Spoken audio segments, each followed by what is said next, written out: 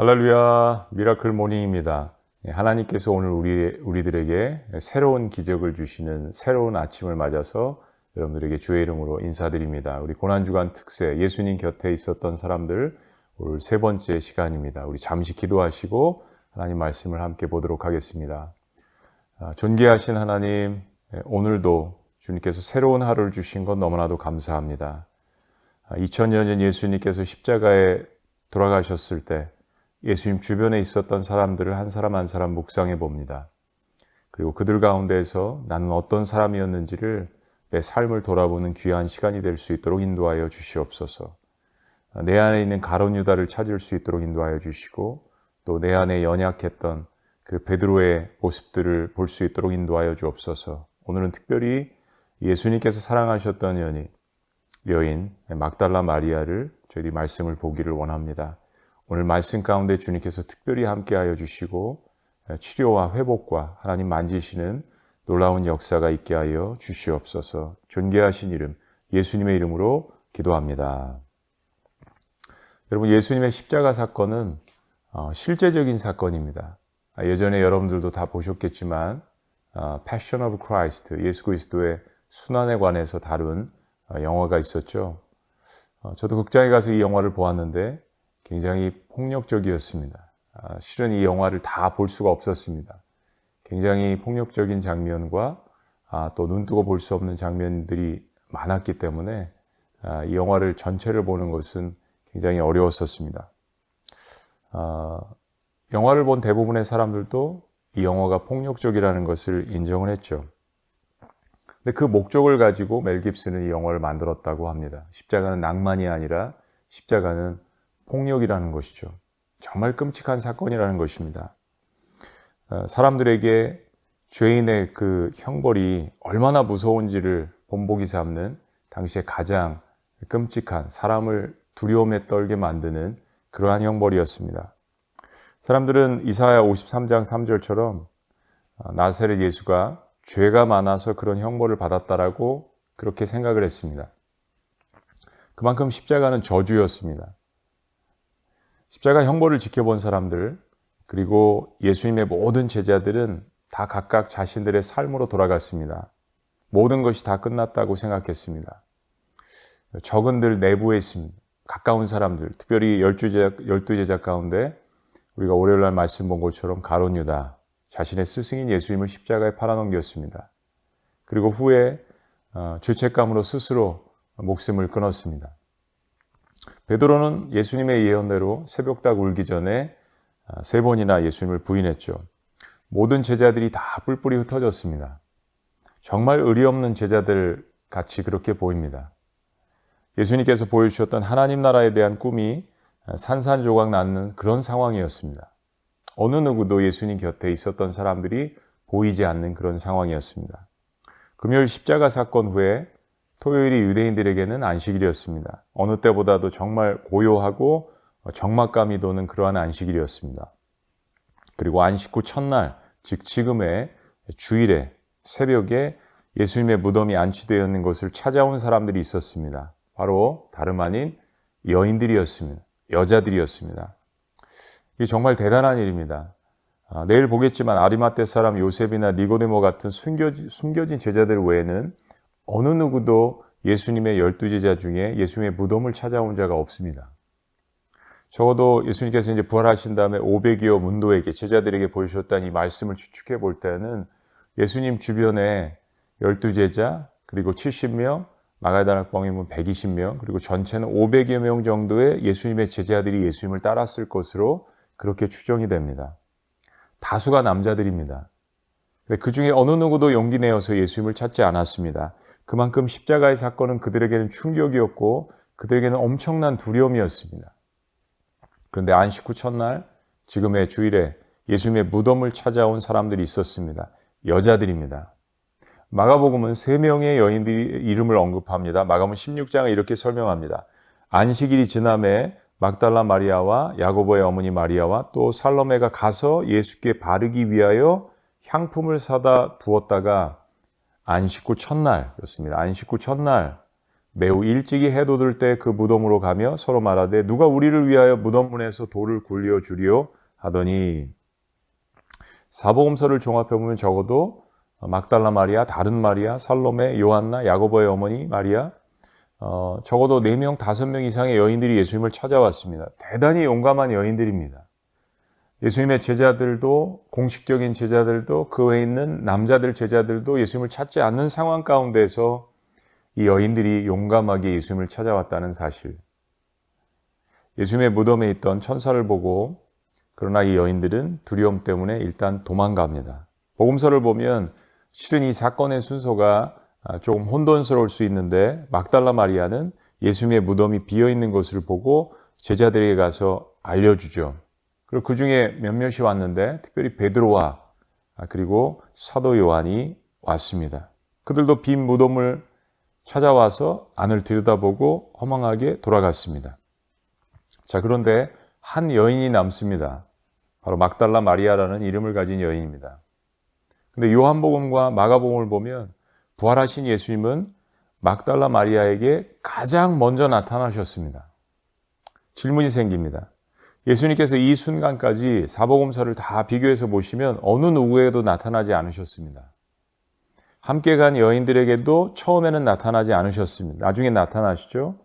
빈 무덤을 보고 막달라 마리아가 제자들에게 가서 알리지 않습니까? 그리고 베드로와 요한이 왔을 때도 예수님은 그 순간에 나타나지 않으십니다.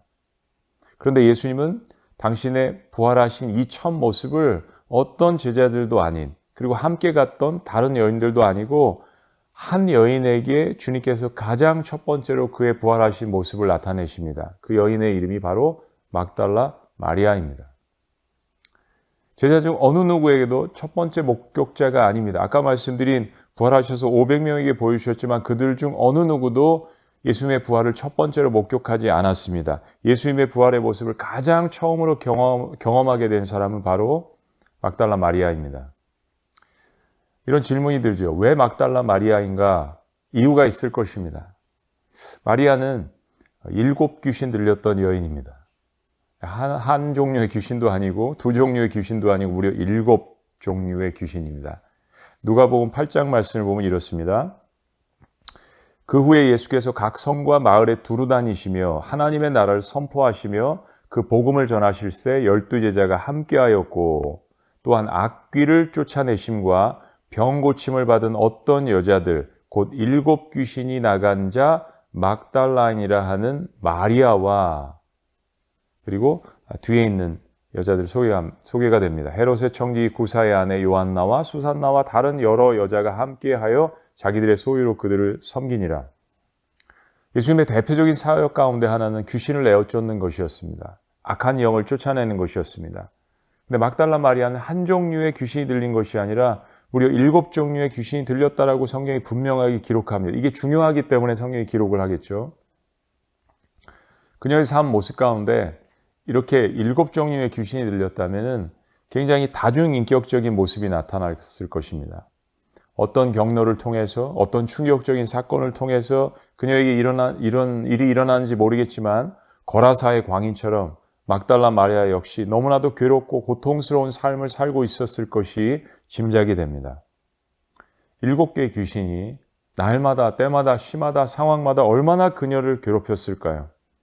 얼마나 많은 사람들이 이 막달라 마리아를 사람 취급하지 않고 두려워했고 무서워했을까요? 마치 군대 귀신과 같은 7개의 귀신의 종류가 막달라 마리아를 사로잡았습니다. 이런 상태에서 막달라 마리아는 제정신이 들었을 때만 자기 자신을 인지하지 그 외의 상황들은 알지 못할 겁니다. 시간이 계속해서 끊겨지는 삶을 살았을 것입니다. 자기 자신이 누군지도 알지 못했을 것입니다. 7개의 각각 다른 인격체가 들어가서 그녀를 악하게 괴롭혔습니다. 정상적인 삶도 아니고 전혀 기쁨이 없는, 너무나도 슬프고 또 때로는 분노가 일어나고 자기 자신이 누군지 모른 채 정말로 힘든 그런 삶을 살았을 것입니다. 그런데 그녀가 예수님을 만나게 되었습니다. 그리고 예수님은 그녀의 7 귀신에서 해방시켜 주셨습니다. 그녀는 비로소 자기 자신이 누군지 찾게 되었습니다. 그리고 성경은 그때로부터 막달라 마리아를 비롯하여서 함께 치유를 받은 여인들이 예수님을 섬겼다라고 기록합니다. 너무 감사해서 자신들이 가졌던 물질이 얼마나 되는지 모르겠지만 귀신 들렸던 사람들이 얼마나 많은 물질이 있었겠어요. 그러나 적은 소유였겠지만 그것을 통하여서 예수님을 따라다니면서 그들의 소유로 예수님을 섬기더라. 너무 아름다운 이야기들입니다. 예수님은 그런 자들에게 다가가셨습니다. 요한복음은 특별히 높은 곳에서 오신 하나님의 아들이 가장 낮은 곳으로 가셔서 사람들에게 소외받는 그런 자들에게 다가가셨다라고 기록합니다. 마가복음 16장 이렇게 이야기합니다. 16장 9절 예수께서 안식 후 첫날 이른 아침에 살아나신 후 전에 7 귀신을 쫓아내어 주신 막달라 마리아에게 먼저 보이시니. 사랑하는 여러분, 막달라 마리아를 비롯해서 예수님을 찾은 이 여인들도 실은 무덤을 찾아온 이 여인들도 예수님의 부활을 기대하지는 못했습니다. 어느 누구도 십자가가 주는 이 공포 때문에 그 죽음의 장면을 보았기 때문에 그들은 예수님께서 다시 살아날 것이라고 단 한 사람도 그것을 생각한 사람들이 없었습니다. 그러니까 예수님께서 무덤에서 다시 살아나실 것을 모르는 채 이 여인들은 용감하게 예수님을 찾아왔습니다. 대제사장들이 이 무덤을 굳게 지키라고 병사들을 보냈습니다. 로마 정부에 요청을 했습니다. 실은 로마 병사들이 무기를 들고 여기를 지키고 있지 않았겠습니까? 그런데 거기를 찾아간 것입니다. 예수님을 이처럼 사랑할 수 있을까? 예수님께서 다시 살아나실 것이라는 기대조차 못한 사람들이 어떻게 이렇게 예수님을 찾아갈 수 있었을까? 그런데도 이들은, 저는 믿음을 다른 단어로 표현할 때 신의라는 단어를 씁니다. 의리를 지킨 거죠. 예수님께서 그들에게 베풀어 주셨던 그 은혜와 사랑에 대한 신의 믿음을 지킨 것입니다. 자신들의 목숨이 위태로울 수 있는 그런 상황에도 불구하고 예수님의 무덤을 찾아간, 여러분 지금은 그래도 사회가 정신병에 대해서 많이 관대해지고 정신과 상담을 받는 것을 긍정적으로 봅니다. 또 정신적인 질환과 귀신 들림의 질환이 같이 갈 수도 있지만 또 전혀 별개의 것일 수도 있습니다. 근데 20년 전만 해도 우리 사회는 정신병이든지 귀신 들림이라든지 이런 것에 대해서 숨겨야 하는 부끄러운 일이었습니다. 2000년 전 유대의 땅은 더욱더 그랬습니다. 정말 사람 취급을 하지 않는, 그리고 특별히 7 귀신이 들렸다라는 이런 소문이 장래에 파다하지 않았겠습니까? 사회적으로 얼마나 고통스러운 시선과 그러한 취급을 받았겠습니까? 7 귀신 들린 마리아, 자신의 실제 존재가 누군지 모른 채 괴로워하는, 정말로 상상할 수 없는 끔찍한 일들을 매일매일 매순간 겪었던 이 여인에게 예수님께서 찾아가셨다는 것입니다. 저희는 고난주간에 복음서를 집중적으로 저희들이 말씀을 보지만 정말 예수님께서 어떤 사람들을 사랑하시고 어떤 사람들에게 다가갔는지를 우리가 깨달아야 합니다. 하나님의 아들, 이 땅에 오신 예수님께서 그 높은 곳에서 막달라 마리아를 찾아가셨습니다. 갈릴리 가버나움 출신 막달라 마리아는 그때부터 예수님을 따라다녔습니다. 그리고 결국은 십자가에 달리신 예수님의 발 뒤꿈치 밑에까지, 그리고 오늘 아무도 찾지 않는 정말로 죽음의 향기만 가득 찬 그 예수님의 무덤까지 찾아왔습니다. 모든 사람들이 예수님을 떠났습니다. 제자들도 배신했습니다. 그런데 이 여인의 삶을 구해주신 그 예수님을 장사 지내기 위해서 아무도 예수님을 찾지 않을 때 막달라 마리아는 예수님을 찾아왔습니다. 근데 무덤이 비어 있습니다. 그리고 무덤을 지키던 군사들이 이미 천사를 만나서 혼절해 있고 예수님의 시신이 사라져 있는 겁니다. 이 사실을 베드로와 요한에게 달려가서 알렸지만 그들은 빈 무덤을 보고 허망하게 다시 돌아가 버립니다. 제자들이 얼마나 허접한지를 성경 말씀이 우리들에게 이야기를 하죠. 근데 막달라 마리아는 그 빈 무덤 곁에 아직도 남아 있었습니다. 이게 중요한 겁니다. 끝까지 남아 있었습니다. 막달라 마리아에게 감당하기 힘든 슬픔이 밀려옵니다. 울어봅니다. 내 주님이 어디 계실까? 내 주님이 어디로 가셨을까? 자신을 사랑해 주신 그 주님이 보이지 않자 울면서 막달라 마리아가 다시 한번 몸을 구부려서 무덤 안을 들여다봅니다. 그때 아까는 없었 흰옷 입은 2 천사가 예수님의 시체를 두었던 곳에 하나는 머리맡에 하나는 발치에 앉아있는 것이 아닙니까? 마리아는 그들이 천사인 것을 알아채지 못합니다. 천사들이 마리아에게 묻습니다. 여자여, 왜 우느냐? 마리아가 누가 내 주님을 가져갔는데 어디에 두었는지 모르겠습니다. 라고 대답을 합니다. 그리고 마리아가 이 말을 하고 뒤를 돌아보았는데 그 뒤에 바로 부활하신 예수님께서 서 계신 겁니다. 마리아가 예수님을 알아보지 못합니다. 부활하신 그 몸을 가지고 계신 그 예수님 때문에 예수님께서 마리아에게 물으십니다. 여자여 왜 우느냐? 그리고 두 번째 질문, 누구를 찾느냐? 우리 신앙생활 가운데 많은 부분에 있어서 저와 여러분들이 고난 가운데 있을 때, 고통 가운데 있을 때 울부짖습니다. 그리고 주님을 찾습니다. 때로 주님께서 바로 앞에 계시고 바로 옆에 계시고 내 뒤에 계신데도 인지하지 못할 때가 있죠. 우리가 욥기를 오랫동안 묵상을 했지만 욥의 가장 고통스럽고 어려웠던 점은 하나님의 침묵이었습니다. 실은 하나님은 부재하시지 않는데 옆에 계신데 욥이 고백하잖아요. 내 옆에도 안 계시고 뒤에도 안 계신 것 같고 하나님이 바로 계신데 침묵하고 계셨다는 이야기죠. 적어도 3일 동안 침묵하셨던 예수님께서 막달라 마리아의 울음 가운데 그리고 모든 사람들이 동굴 한번 보고 시신이 없으니까 그냥 가버렸는데 막달라 마리아는 떠나지 않고 여전히 그 자리에 있습니다. 그리고 울고 주님을 찾습니다. 그때 주님께서 막달라 마리아에게 나타나신 겁니다. 혹 당신이 그분을 가져갔으면 어디에 두었는지 이야기해달라고 이 나타나신 예수님을 동산직인 줄 착각합니다. 그때 예수님께서 막달라 마리아에게 딱 한마디를 하시죠. 아주 간결한 예수님의 한마디, 그게 뭡니까? 마리아야, 마리아야. 저는 이 말씀이 너무나도 감격적입니다. 여러분 어떠십니까?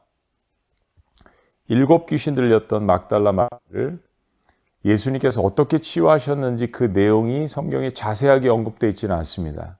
근데 저는 후에 요한복음 20장에서 예수님께서 이 마리아의 이름을 불러주실 때를 유추해 보면 7 귀신 들려서 자신의 정체가 뭔지도 모르고 계속 7 영이 그녀를 괴롭힐 때 예수님께서는 분명히 마리아의 이름을 불러주셨을 것입니다.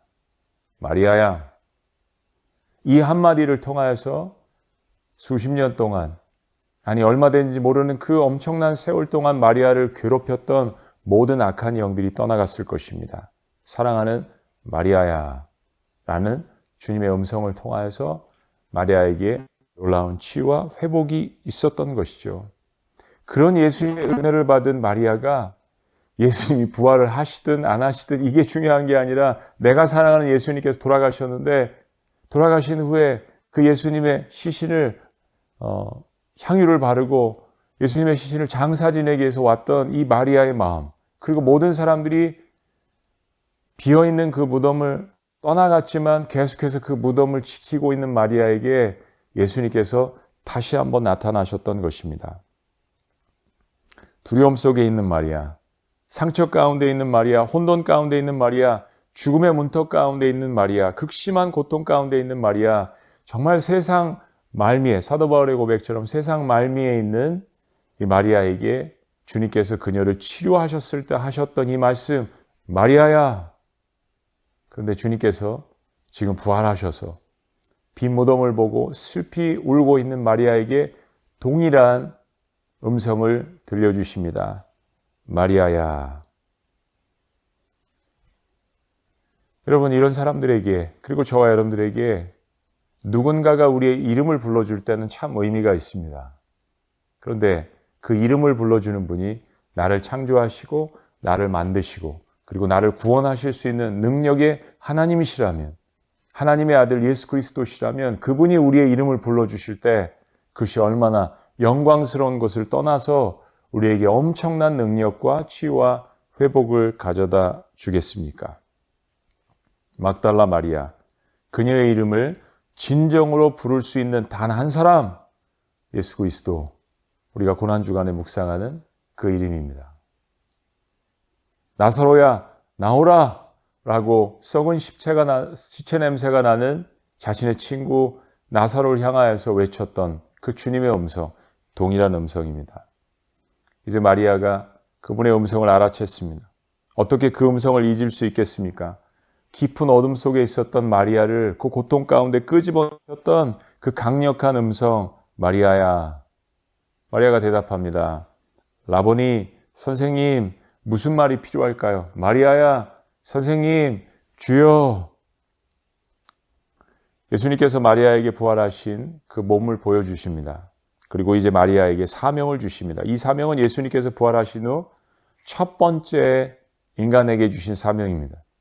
마리아가 예수님의 부활하신 모습도 첫 번째 본 사람이기 때문에 예수님께서 그 마리아에게 주신 사명도 첫 번째 인간이 되는 것이죠. 요한복음 20장 17절 말씀입니다. 예수께서 이르시되 나를 붙들지 말라. 내가 아직 아버지께로 올라가지 아니하였노라. 너는 내 형제들에게 가서 이르되 내가 내 아버지 곧 너희 아버지 내 하나님 곧 너희 하나님께로 올라간다 하라. 여러분 이 말씀 가운데 중요한 거는 이게 이제 가서 전하라는 이야기인데요. 내가 부활했다라고. 예수님께서 자신을 버리고 떠난 제자들을 향하여서 이렇게 말씀하십니다. My brothers, 내 형제들, 내 형제들. 아니 자기 자신을 버리고 떠난 부인하고 배신하고 두려워서 떠난 제자들을 예수님은 여전히 내 형제들이라고 부르십니다. 사랑하는 여러분, 오늘의 주제가 의리의 아이콘입니다. 막달라 마리아, 의리의 아이콘. 끝까지 주님 곁을 지킨 한 여인에게 주님께서는 부활하신 그 몸을 첫 번째로 보여주셨습니다. 그리고 그녀에게 주신 첫 번째 사명이 뭐냐 하면 그렇게 예수님을 버리고 두려워서 도망간 그 제자들을 My brothers, 내 형제라고 이야기하신 그 예수님의 믿음과 신의와 그들을 향한 사랑, 요한복음 13장 1절 말씀처럼 예수님께서 제자들을 사랑하시되 끝까지 사랑하신다는 그 말씀을 부활하셔서도 우리에게 지켜주신 것입니다. 막달라 마리아가 예수님께 대한 이러한 믿음을 지킬 수 있었던 것은 그만큼 하나님께 받은, 예수 그리스도께 받은 그 은혜가 컸기 때문입니다. 왜 컸을까요? 다른 사람들보다 더 고통스러운 삶을 살았기 때문입니다. 그리고 그 이전과 그 이후의 삶이 얼마나 다른지를 어떤 누구보다도 7 귀신 들렸던 막달라 마리아는 잘 알고 있었습니다. 고난이 깊었던 사람들, 고통의 터널이 너무 오래되어서 엄청난 절망과 말 그대로 이 땅에 살고 있지만 지옥 같은 삶에 살고 있었던 사람들이 주님을 만났을 때는 그들은 주님을 떠나지 않았습니다. 배신하지 않았습니다. 우리들의 삶이 엄청난 고난의 터널 가운데 있었을 때 주님을 만나는 것은 우리에게는 엄청난 축복입니다. 주님을 떠나고 싶지 않은, 예수님께서 부활하실 것을 기대하지도 않았음에도 불구하고 이처럼 무덤을 찾아온 막달라 마리아는 우리 인류 역사상 의리의 아이콘입니다. 그리고 주님은 그 막달라 마리아를 통하여서 예수님을 두고 떠난 제자들에게도 의리를 지키십니다. 저는 세상에서 전도를 할 때 믿음이라는 말을 안 믿는 사람들에게 잘 쓰지 않습니다. 의리라는 말 쓰면 세상에 있는 사람들은 다 이해하죠. 친구 사이의 의리, 동료 사이의 의리, 부모와 자식 간에도 신의 혹은 의리, 우리의 관계를 충성스럽게 지켜나가는 것. 그런데 그냥 단순한 정이 아니라 우리 사이에 주님께서 주신 말씀을 통하여 그리스도 안에서 있는 이 믿음, 이 신의가 교회 공동체에게 필요합니다. 그리고 무엇보다도 우리를 구원해 주신, 끝까지 우리를 믿어주시고 우리를 사랑해 주시는 그 하나님에 대한 신의가 우리의 신앙 가운데 필요하지 않겠습니까? 얼마나 많은 순간 우리가 가룟 유다의 이야기를 보았지만 우리가 주님을 저버릴 때가 많습니까? 그러나 이처럼 엄청난 절망 가운데 있었던 여인이 주님 앞에 치료를 받았을 때 그녀는 인류 역사상 의리의 아이콘이 되었습니다.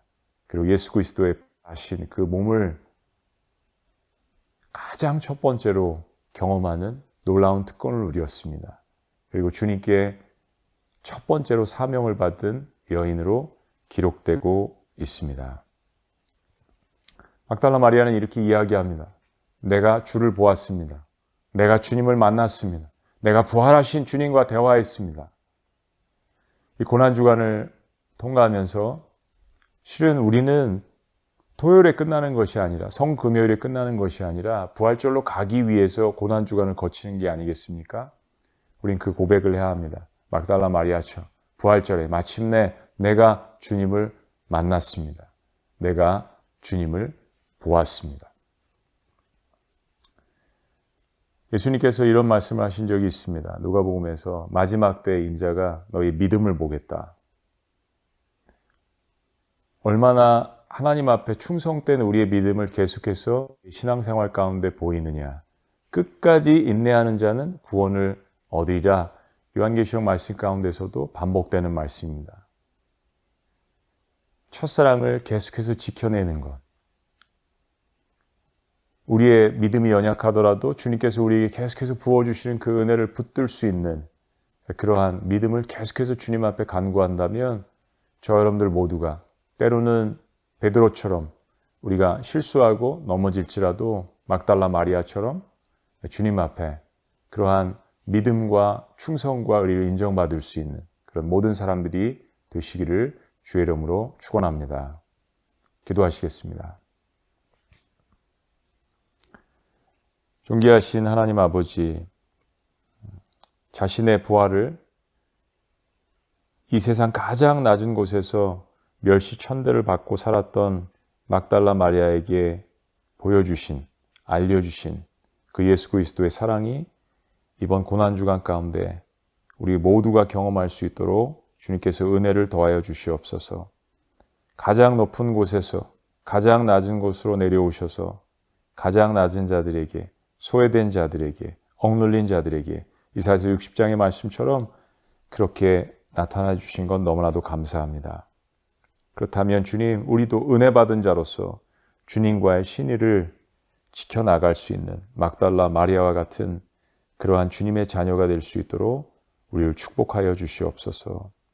살아계신 하나님, 고난과 고통, 죽음도 실제라면 부활도 실제인 것을 기억할 수 있도록 인도하여 주시옵소서.